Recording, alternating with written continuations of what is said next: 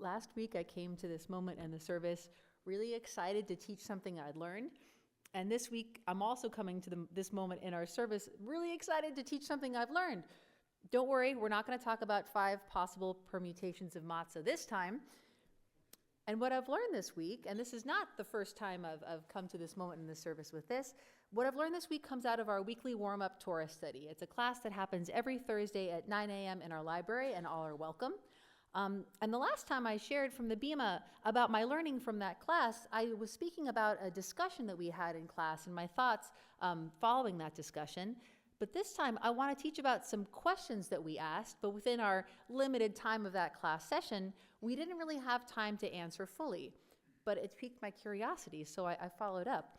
I want to express gratitude to all who were there that day and all who have attended this class for really giving me the gift of Torah learning. I said this before and I'll say it again, you truly are an illustrious constellation of scholars, and I appreciate each and every one of you. So here we go. Question number 1 of the 2 questions we'll address today. For 4.5 of the last 5 weekly parashas, 4 out of the last 5 Torah readings, we've talked about the tabernacle. We've gone through all of the details of its construction. And at the very end of this week's Parashat Pekudei, we get some confusing terminology. If you want to follow along with your eyes, you can look at the book of Exodus chapter 40, verses 34 and 35. And it goes something like this. The cloud covered the tent of meeting, and the presence of God filled the tabernacle. Moses could not enter the tent of meeting because the cloud had settled upon it, and the presence of God filled the tabernacle. So, what is the tent of meeting, and what's the tabernacle?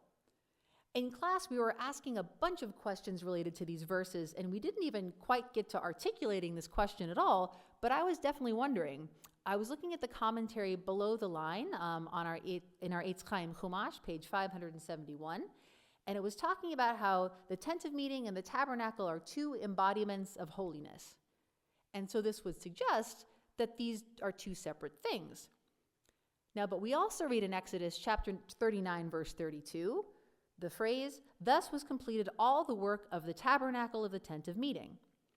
Okay, so the commentary above the line, Eitz Chaim, page 568, says that this phrase is a combination of the 2 distinct terms for the sanctuary. Together, the commentary continues, they express its dual function as the symbol of the presence of God and as the site of communication between God and Moses. Now, this commentary would suggest that they are the same thing, the tabernacle and the tent of meeting. So, what's going on? So I was wondering this on Thursday evening after we had class that morning, and I was having dinner with my husband Akiva, who's very much a student of Torah. We talked about it a little bit, and you can't make this stuff up. The next morning on my desk at home, he had left a stack of notes, all from the JPS Torah commentary, which is an extended version of the commentary found in our Eitz Chaim. So Yasher Koach and gratitude to Akiva for notes on this drash. And what we find there in the JPS Torah commentary, there's a comment on Exodus chapter 27, verse 21. The term tent of meeting is actually a variant term for the tabernacle. We also read in the JPS Torah commentary on the comment to Exodus 25, verse 22, the same thing. The term tent of meeting is a variant term for the tabernacle. Okay, so from this we can understand that this thing is actually one thing with 2 different names. So like our physical campus here at Adat Shalom, we can call it shul, we can call it temple, we can call it synagogue. There are multiple names for the same thing. But when we turn to another pretty well-known selection from the book of Exodus, we can start to understand the source of the confusion.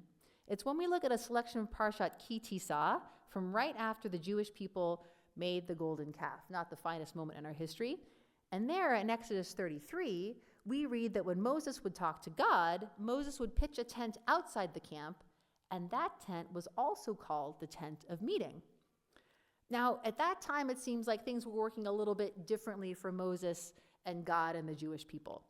After the golden calf incident, the relationship between God and the Jewish people was just a teensy bit on the rocks, so it makes sense that Moses was taking his meetings with God outside the camp and using a different tent or physical structure for that same purpose of Moses encountering God.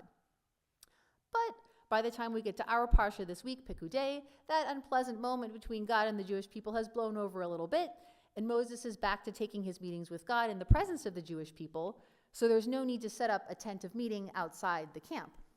As an example, we read in chapter 40, verse 22 in this week's Parashat, Moses placed the table. Of course, it's a special table. Moses placed the table in the tent of meeting outside the curtain on the north side of the tabernacle. Now, there's no comment of explanation here in either our Eitz Chaim Chumash or in Rashi's Torah commentary. Rashi is a medieval commentator in the Torah, very well known. And so both our commentators understand that it's clear tent of meeting and tabernacle are two terms that are used interchangeably. But remember, this structure that has two names also has two functions. And this is because, of course, we always want to keep things simple. And reminding us that one function is for God to meet with Moses, and another function is for God's presence to dwell amidst the Jewish people. And it's very comforting to have God dwell among us, to have God dwell among the Jewish people.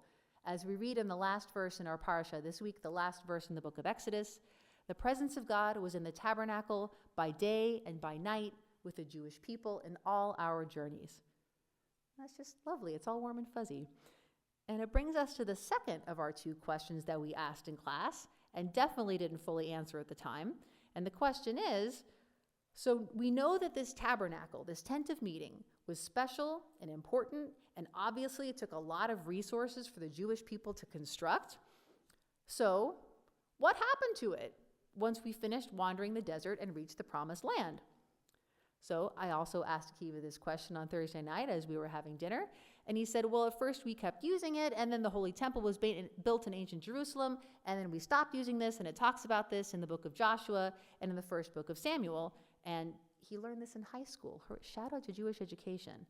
And so the question remained, though, exactly what happened when we stopped using it? So I did a little bit more research, and gratitude to the scholars Katrina Hamel and Rabbi Akiva Malis, who I found on the internet, were great sources. And actually, it is not so clear what happened to the tabernacle. We've got some ideas, and okay, so to review, we do read in the book of Joshua, chronologically, this book of Torah, of Tanakh, picks up right after Moses' death, that the tabernacle is first set up in Gilgal. We read that in Joshua chapters 4 and 5. And then the tabernacle moved to Shiloh. Joshua chapter 18 talks about that. Afterwards, in the book of Jeremiah, chapters 7 and 26, we read some references to Shiloh being absolutely devastated by our enemies. We were attacked and resoundingly defeated. Now, we also read in the book of 1 Samuel chapter 4 of this defeat at Shiloh, but we don't read an account of the destruction of the tabernacle. So we were defeated, but was the tabernacle destroyed? It doesn't say. Now, of course, we turn to the Talmud, and we get some interesting stories that we can kind of piece together. Okay, so we read in Masechet Zevachim that the tabernacle was moved after the defeat at Shiloh to two different places, first Nov and then Givon. Then we read in Talmud Masechet Menachot, a completely different place in the Talmud, that the original menorah, the candelabra, and the original table, the shulchan, that were used in the original tabernacle were eventually set up inside the Beit HaMikdash, the holy temple constructed by King Solomon in ancient Jerusalem. Finally, we read in Talmud Masechet Sotah, these are three completely different places, these stories are not all together, that even though we were defeated at Shiloh, our tabernacle was miraculously not captured. And when the holy temple was built, the components of the tabernacle that were no longer needed were carefully stored away. So when it comes to what actually happened to the tabernacle, we're kind of piecing it together. It's not exactly clear what happened to the tabernacle at Shiloh, but we know we were defeated and it wasn't good. And the further we dive into these questions, with the more grounds we find for scholarly disagreement about the details. But according to the Talmud, what happens at the tabernacle is kind of like what happens for most of us when we get, for example, a new Seder plate. We start using the new one, and the old one, we wrap it up carefully and we store it away. Of course, we don't want to get rid of it, but we don't have a use for it like we did in the past. So when we talked about this in our weekly warm-up Torah class, one of the students did make the point, you can always take your old Seder plate and put it on display. You can have a collection of plates in your home. So it seems with the tabernacle, we did kind of both of these things. We took some of the special parts, the table and the candelabra, the menorah, and we put them on display and in use as part of the Holy Temple, and we took the rest of it and put it carefully away for safekeeping. So now, we've answered both these questions. We've wrapped up our Torah learning for the book of Exodus for this year. And we all know what this means. We start next week, the book of Leviticus, the book of Vayikra. I know it's everyone's favorite book. It's the book filled with instructions for sacrifices. This is a far cry from the narrative stories that we tend to appreciate in the Torah year after year, the stories of the creation of the world and the Tower of Babel, of Abraham leaving his father's house and Jacob fighting with his twin brother Esav. But from our learning this week, and from the questions that we asked this week, may we understand and remember, indeed, we're in the place in our cycle of weekly parshas that is not so rich in narrative. Yet even so, these parshas describing the tabernacle and our ancient style of worship, our system of offerings, are every bit as interesting. May we continue to ask interesting questions and find many confusing and fascinating answers. As we end the book of Exodus and next week begin the book of Leviticus, may we continue to find joy and blessing in our Torah study. Shabbat Shalom.